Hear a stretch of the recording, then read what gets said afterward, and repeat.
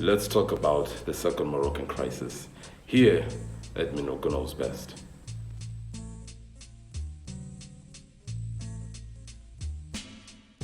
After the First Moroccan Crisis, when the French eventually took control of Morocco's police force and the banks, they also changed the Sultan, and the Sultan that would be obedient to them, that wasn't corrupted or influenced by the Germans. This Sultan would be the type of Sultan that would be told to jump and he wouldn't ask how high. And so this Sultan ruled for about 5 years. But then in 1911, the people of Morocco revolted, saying that the status quo is basically corrupt and the French are ruling Morocco at this point instead of the Sultan, so they wanted to dethrone the Sultan.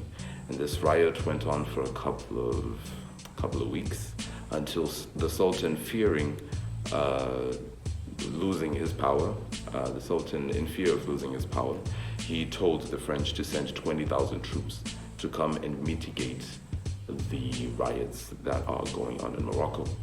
And so the French sent 20,000 troops.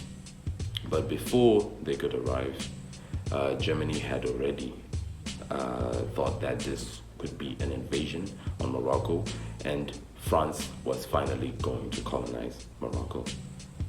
And so Germany sent a gunboat that was feared across all channels, a gunboat that is known for taking out other gunboats and dreadnoughts, a gunboat by the name of the Black Panther. And so it touched down in the port of Agadir.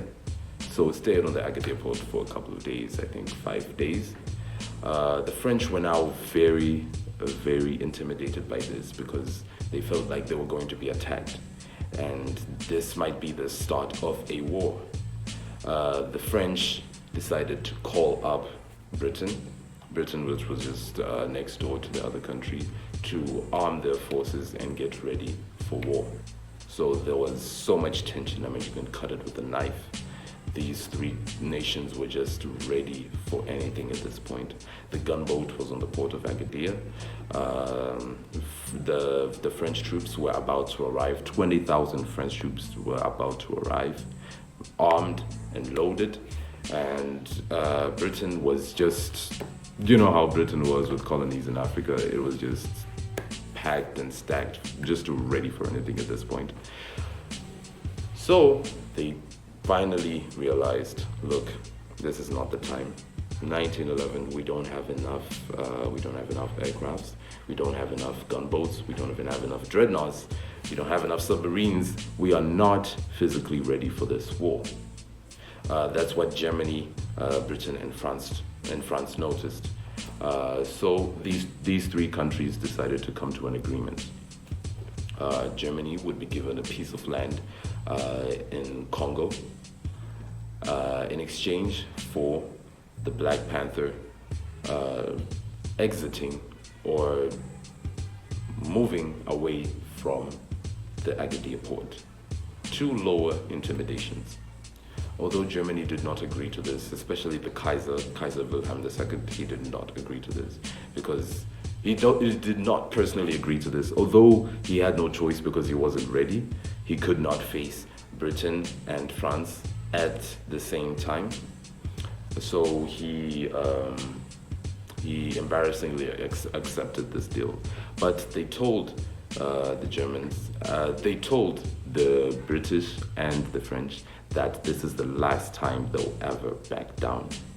And if this happens again, they will not back down.